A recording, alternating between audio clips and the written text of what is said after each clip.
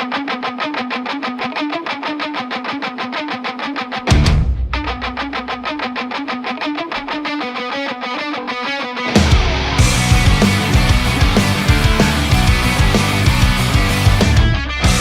up, everyone? Today we are going to see the very first module of our whole course, which will include softwares like Photoshop.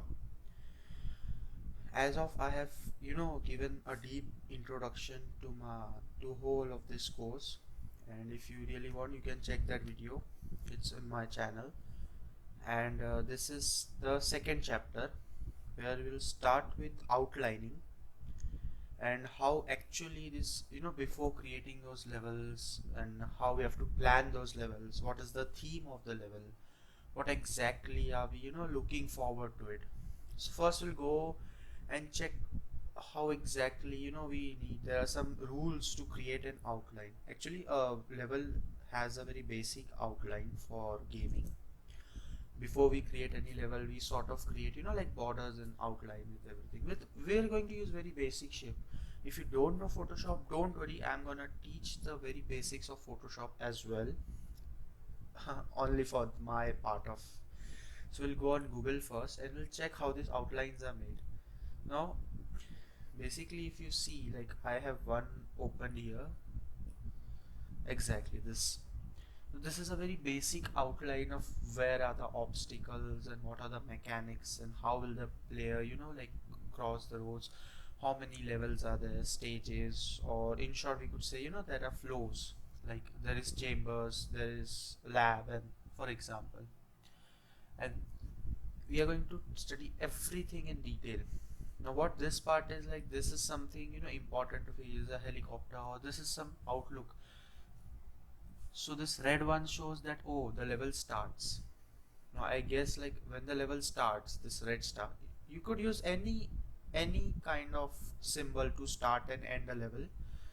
It's not actually what we are looking for, but basically it's like a level starts, and it indicates that this room is going to have a lot more detail than the other rooms, because when you start your level at some particular point, so when you need to have some detailing or some introduction to the theme of the level. Like I'm not saying that you could create cutscenes, whether okay, well, if you create cutscenes, it's well and good, won't be. So here's the level start. So once you're going to teach this is the player transform, then it is going to be level 1, and then he'll enter to the level 2 floor, and he has some like dungeon kind of path, and then level 3 which has some rumbles, some experiments going on, and level 4, 5, 6 like this, and you could have a very level end point. Now these are obstacles, like there are rumbles, they are blocked, like you can't walk, no walk. M means there are doors, you have to melee them and cross those doors. Or if you add a switch, for example, with S, like there are switch boards, you have to press the switch so the door will open and then you can go through the door. Or you could add some pickups, like there are some pickups, health pickups, energy pickups, there are ammo, there is weapon.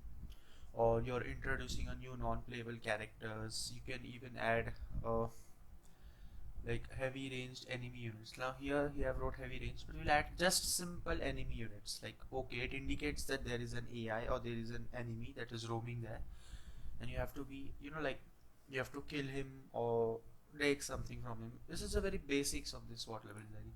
Now after this basics is over, you can use some graphics. Like even we'll use some graphics to look something like this.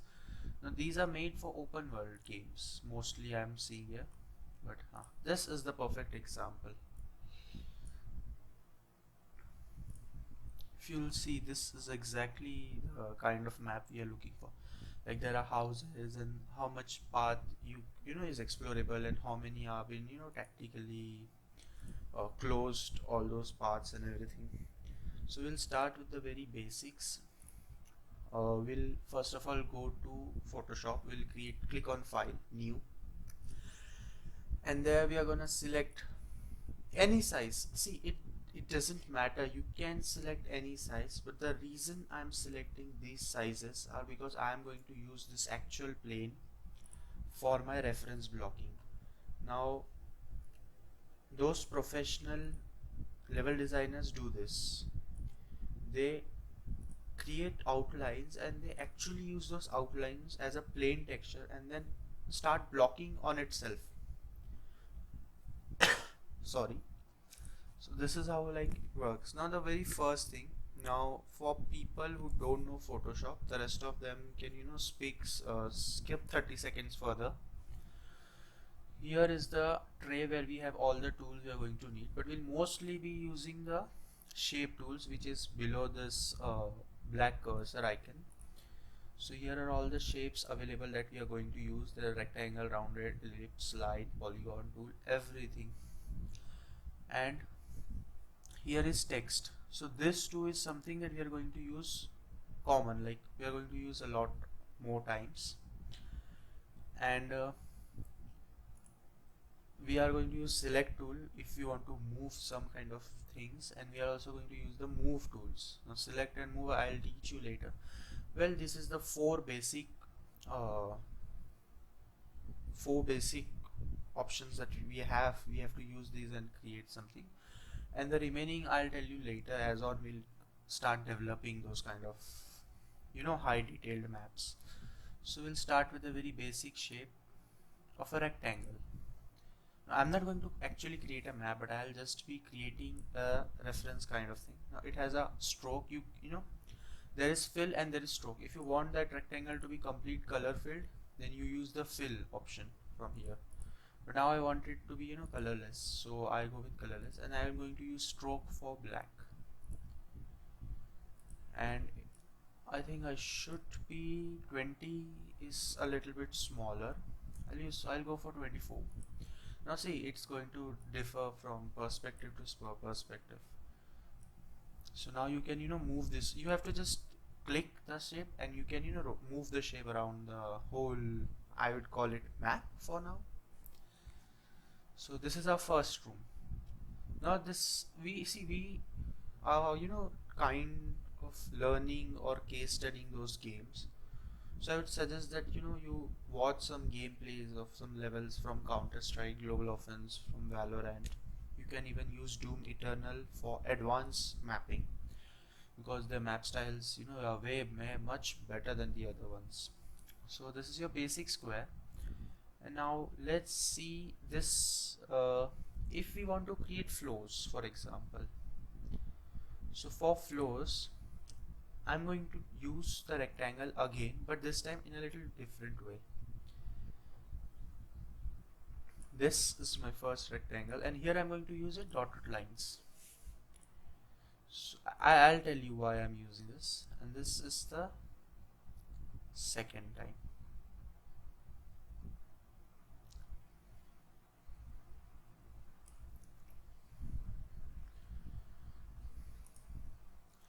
So the reason is I'm going to rasterize. Now what does rasterize means? It will convert it into a PNG format. So you could just erase, or else you use a simple line and you can add this dotted to it. It doesn't matter. You can use any approach you want. So to resize or rotate or transform this shape, you need to select Ctrl T, and then using Shift and these corners you can resize it. For rotation you just have to see this conversion of the cursor. The way cursor will convert, the way you could rotate it, and controls it for everything, so it becomes normal. So now let's press Ctrl T, so it will go to its transform location. Now I'll tell you why I added these dotted lines. Just sometimes. Now I don't want my room to be square because it will be looking a little bit, I want it to be like rectangle. So we have some kind of battle or something kind of things here. So this is for, I'm using text to add your text. Floor 1. I'm going to rename it to floor 1.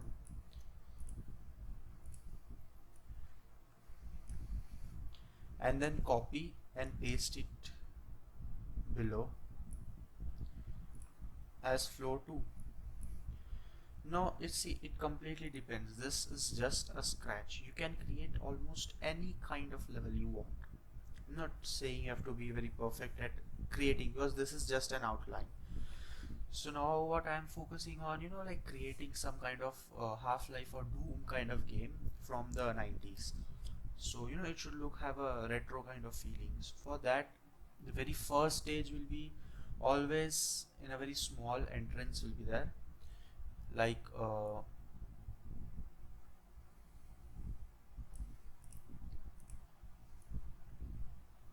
sorry, this so this will be the first battle room where we'll actually use our gun.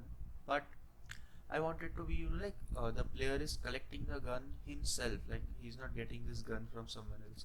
So I'll create another small room. I'll say small. So let's do it small, and little bit like this, so it brings abstractly. So here will be the player spawn, and here he'll have the gun inside. Or we could do one thing. We'll create the room here,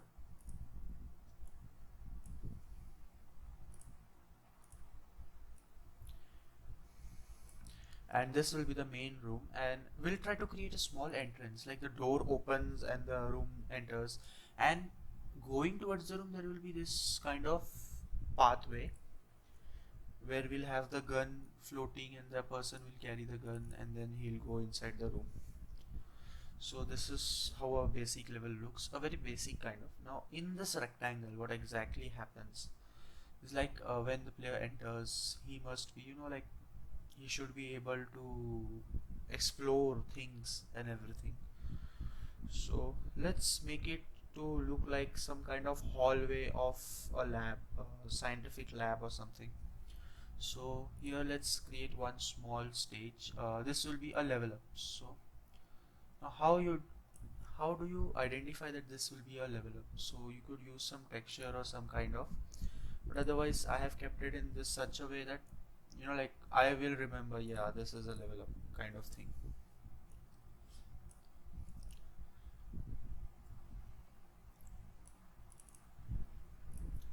And now to go upside, we need like create stairs or something. So to create stairs, I'll just simply create one small rectangle with a different color. Then I'll use Ctrl J to duplicate it. Again Ctrl J. This is just like indicating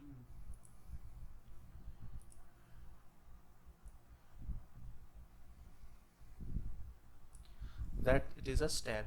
Now for this, there are so many shapes here. So what we'll do, we'll merge these shapes. We'll first rasterize them as a PNG and then merge the layers, okay? And then we are going to rename it as stairs because we will reuse this. So even this should be rasterized. Now this both the lines, you can see these two lines. I'll add here division because it is like adding a divide. It acts as a divider between all those floors and everything. And we have here text floor 1, floor 2. Well and good. Now we have shapes. Now we are not going to rename shapes because we have not started yet how this everything works. So now this looks like a very basic kind of stuff, like the player is spawned here, and then he'll go through a passageway to the hallway, and then he'll climb the stairs, and he's going on a stage, and it's very very simple for now.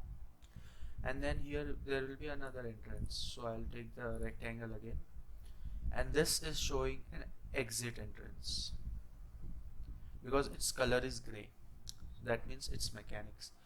Now once this very basic first floor is ready, now how we'll add the details. Now I'm going to teach you this. Don't create this room. Now I'll exactly tell you how these things are done. Now this is the called space. space, right? This whole box. Now we'll create a small circle. This is called the player, because we'll actually try to see like, okay, the player is spawned here and the sizes of the room is this. Now we could easily assume that the room is going to be a very tiny room because of the player size. So we'll try to arrange it later, and then the player walks it like this, and then he has some fight over here, and then he goes to this staircase up, he has some fight over here, and then he comes to the next room. So this is the very basic of the players. The very main thing is of mechanics. Now for mechanics I will be using rounded rectangles, and its stroke color will be almost pink. So how this sorry, your player got the color change, don't worry, we'll fix it. And there are things like mechanics 1, and the second one is here. I'll add pink to one of them. I'll tell you why I did this. Now for example, this is the player. Now he comes here and sees that, oh, so the door is closed, he cannot like pass through the door. So what he have to do, he have to find a switch, and this is the switch, the small gray button. So he will come to the switch, turn it on, and then the door opens, and then he comes towards the door. So this is called mechanics. So there are very three important features while outlining a level. The very one is the player, the second one is space, and the third one is outline. This is where it happens actually. Like, see, this goes here, activates the button. But what is like how to create some interactions or create detailing is like add something, add some lines like here, here, here, here. Now where is the staircase? I need to divide the staircase.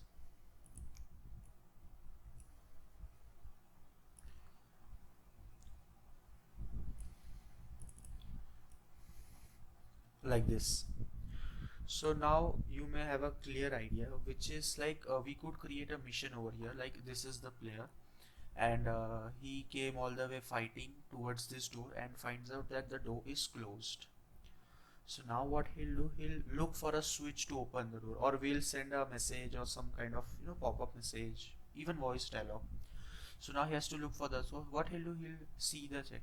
Now why this part is pink? I could even create it with this black like we did here. But this is the part that this is the main mission area, like where you are going to actually find the switch. So this indicates that yes, the player is on its right track. So the player will come here, and he'll fight some enemies, I guess, and then turn on the switch, and then he'll come back towards the door. Now you could do something. Once the switch is activated, you can again activate the enemies which are present in this room. So it kinds of create a lot of interaction. Or you could use that, you can put this door here, so that you have to again fight those enemies and then go through here, because it does not seems like like once the enemy is killed and he's not respawning or something. So this outline, this was just a small example.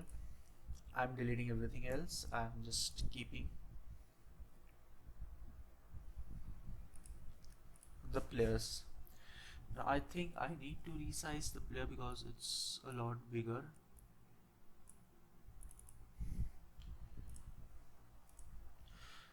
It's basic circle shape. I have done nothing. Now what will happen? The player is standing here, and there is a health pack over here floating, or an energy pack over here floating, and there is ammo bullets here, and the gun is here. So now this will be the entrance, and we want it to come here. Now this is something that a lot of people misjudges, and this happens a lot of time. This is very basic level, but when it comes to creating bigger levels, we always get confused. Array, is this the opening one, or this is the standing one, or this stairs going up or down? So for every those details, we call it a small detail house. It is known as a detail house, or it could be known as a scale house. this was mostly created by us, in graphs and everything. So I've created it, and you could give it any color, it doesn't matter. I'll use red because I'm not going to use red inside my map. And then I'll write some text, key, scaling or details, anything you want.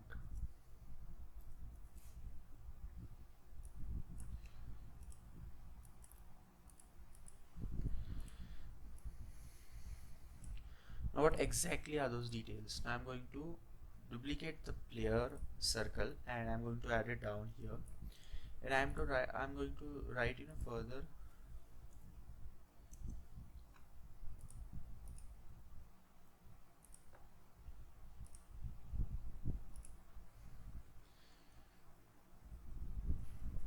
in red color that this circle indicates player. Now I don't want to add for staircase, but it's good if you add for every single object. That makes sense. Now you must be thinking, oh, we have to create the door one. So I would very betterly suggest that there is a website known as Flat Icons where you could actually get a lot of icons. You could use them. So I'm going to add a door over here, and there will be a lot of icons which are free of use. You just have to attribute the person who's using. Now this door looks good for me. It looks like a house door, but obviously we are not going to use a house door in a game. This is just for our reference, because this outline is exactly what we have to do to see the spacing and the mechanics and the player details. So it takes some times. You have to create a free account on this, and if you want more detailings, you could even add single doors, double doors, wherever there are variations. So when it's downloading, we'll have one door, and second one here there will be no door. So what we'll do,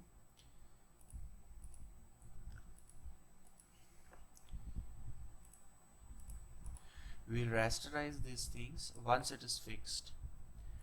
I'm going to use erasers over here. Well, sorry, I forgot to resize the eraser.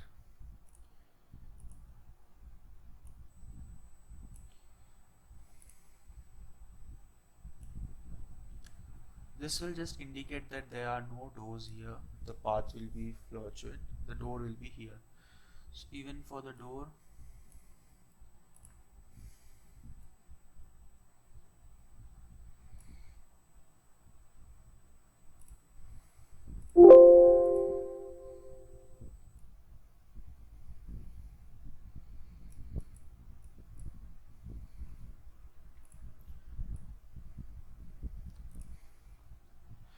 so here's the door icon, and then we are going to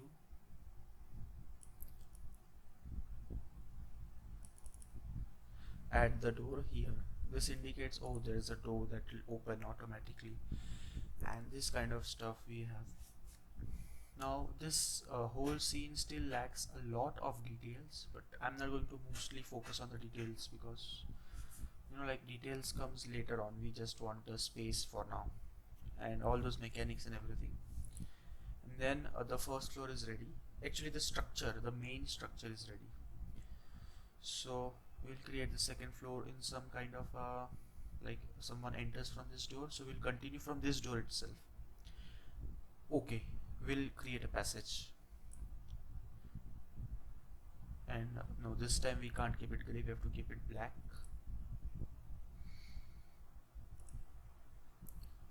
And then the passage gets to another hallway, or we don't want players to go hallway and fight. So okay, let's create some kind of tricky kind of work. So here's another room, and we'll create a small rectangle here which will lead them to the main room, the exit room. This is something we could do like this. Now I guess I want to make this exit room a little bigger. Obviously the game will end here. sorry, not the game, the level will end here. Now this is already on floor 2, so we still have a lot of things to recreate here and everything. So let's see, we have a door here. Now if you want, I won't say it's necessary, but if you think like, okay, you could lose the track of the door, so you could take the door icon and add it to your details here below. I'm not going to add those details still. So now this is the very basic outlining is ready. Now we'll go for obstacles, the very first mechanics. So I'll use simple rectangles and I'm going to add here obstacles. Now if it's getting confusing, like, oh, we are using rectangles on every shape and I'm not able to cope up with this, so what we'll do, okay, we'll come again to flat icons and we are going to write crate.